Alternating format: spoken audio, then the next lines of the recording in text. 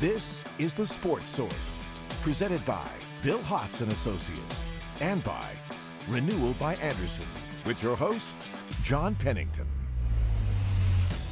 Good Sunday morning. We are just getting ready here. It's unusual to have Tennessee winning a game, winning in blowout fashion against an SEC foe. It's been a while, so we get to talk about that today, and we're excited here on The Sports Source.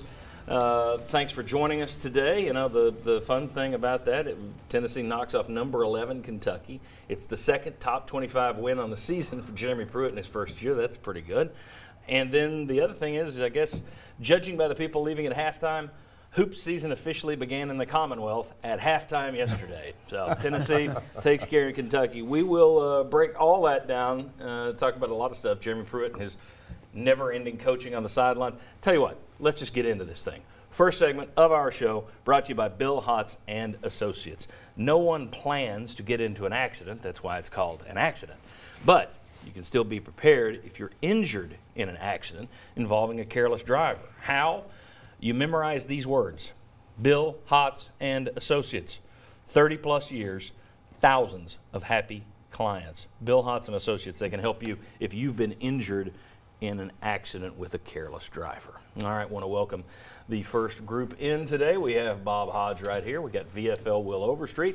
Jimmy Himes right there. Josh Ward on the end. All right. Didn't see that one coming, guys. I could have seen a Tennessee win, but if you'd told me someone was going to blow somebody out, I would have gone with Kentucky against Tennessee, especially coming off that Charlotte game. But Tennessee comes out, rolls Kentucky, handles them pretty good. Even when Kentucky tries to get some life, Tennessee kind of snuffs them back out. But my question, well, first of all, let's talk about that victory. Let's talk about beating Kentucky. I'm guessing I'm not the only person who was surprised by the outcome. No, you really can't be. And you look at compare last year to this year. Last year, you know, the defense was getting worse and worse. The run game, porous holes everywhere. You know, you look at this game and you come out and you say the defense got a lot better. They stopped a great running back and a great running back team, and they were able to get pass rush for the first time in a few weeks, and they were successful in a lot of areas. So you see this team continue to take on a life and on. What's hard to understand about this team is the attitude change from week to week. It's not the same. This week's attitude of the offense and defensive line, they were ready, and they were acting like they were tired of hearing people say they're not good enough to play and things like that. They were angry and playing angry. I haven't seen that from them this year, so it's hard to say what this team's going to be, but what a difference if you really compare it to last year and this team and how they're getting and making certain steps in a game like this. John, I've seen enough football for many, many years to where I try not to get too influenced by what happened the week before, right? But it was hard to get the Charlotte game out of my mind. Yes. Yeah. So I'm thinking, well, look, if that's the way they're going to play, they couldn't run the football. They didn't do a great job in a lot of areas. And watching that, I'm thinking, no, they're not going to be able to deal with Kentucky. Well, I was absolutely wrong. But just because they played great against Kentucky, we'll see going forward what happens. But I was really impressed with a lot of things they did. They did a great job with the pass rush. They contained Benny Snell. Kentucky had 14 and 15 play drives that resulted in 0 points. The dreaded drive to nowhere. Yeah, they had 2 of them. So and then the pass, just everything that they did, it was a very impressive performance by Tennessee. I think when you ask what kind of Tennessee team this is, well, you're mixing some veterans who haven't had a lot of success with some young guys, and so I think that's what makes this team what it is. It's the reason it's up and it's down. You don't have, except maybe for your defensive line, a veteran group, and I think the defensive line has gotten mostly better throughout the whole season. But when you're mixing in guys like that, I think this is what you get. You know, that it's up one week, it's down the next week, but I was exactly like you. After last week, I thought there was 0 way. Chuck could have set the line at 40, and I'd probably said, yeah, Kentucky, after the Charlotte game. Yeah, I'm just to the point where I wouldn't say that this team, we talked before the game, I said I'm not going to be surprised if this team wins the last 3. I'm not going to be surprised if this team loses the last 3. And Josh, is that the identity? I mean, we keep waiting, with the exception of Alabama and Clemson really, and maybe UTEP on the other side of things, there isn't a lot of consistency in college football, especially in the SEC right now. But this team in particular, John Adams wrote about it today, not only are they up and down, they had one of their worst performances against Florida. Then they had one of their best performances at Auburn, back-to-back. You have one of your worst performances at home against Charlotte, and then probably your best performance against Kentucky. This team is particularly schizo. Is that just what this team is going to be, or do you think we've still got 2 more games to decipher that? Maybe ask me again in 7 days after the Missouri game. But this team has to put 2 games back-to-back good together at some point. Sure.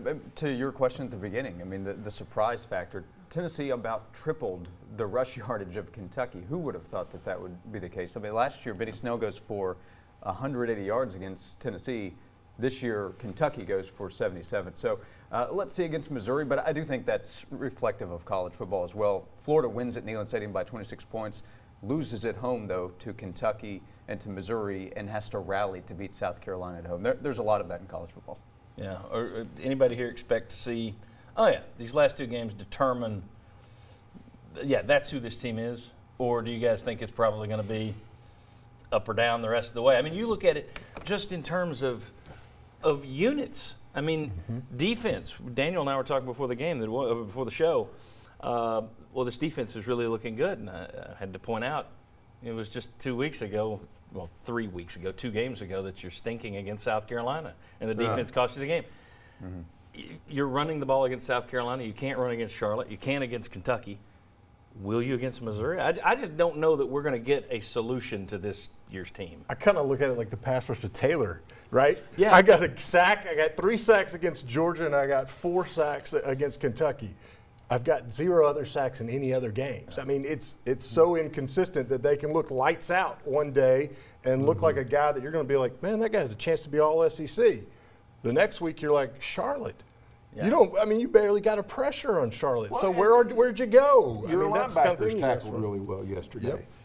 And before that, Which you had been complained about, the linebackers don't tackle very well yesterday, and they were tackling a really good running back against a better than average offensive line.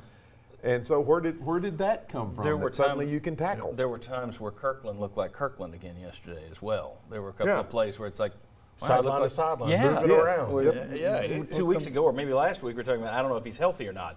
Looked healthy yesterday, so. Compare the offensive line performance against Kentucky versus Charlotte. Oh, yeah. Night and day. Yeah, how do you explain that? Usually after 10 games, the die's cast.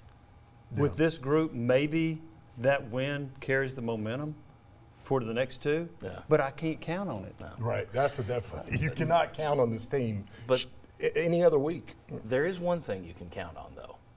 Even in bad times. Let me show you something. I know it's been bad, Vol fans. I know the last few years you've fallen behind practically everybody in the East. Look at this. Tennessee's lost 6 of its last 9 to South Carolina, 4 of its last 6 to Missouri, 4 of its last 6 to Vanderbilt. But there's always Kentucky. Always Kentucky. Tennessee has won 32 of the last 34. You look at all those other numbers and then flip it big time. And Tennessee hasn't lost to Kentucky at home since 1984. And by the way, it's time to bring the stupid beer barrel back. Yes. Why I understand why it went away 20 years ago. Bring it back. Tennessee with a big win, and I know there were some lippy Kentucky fans on Twitter this year, I guess, or thummy on Twitter. They got a little cocky, and they were firing some stuff at Tennessee fans all year long. I'm sure that was fun for Tennessee fans. Somebody who grew up in Middlesboro and knows what that rivalry is like on the border, there are a lot of Bell County and Campbell County Tennessee fans right now enjoying themselves today. All right, when we come back, we'll talk about Jeremy Pruitt and how he never stops coaching, what impact that has on players. And then also, next, we're going to talk Ty Chandler, some interesting numbers on his value. Plus, does yesterday put a new spin on the Missouri and Vandy outlooks? Come on back on the Sports Source.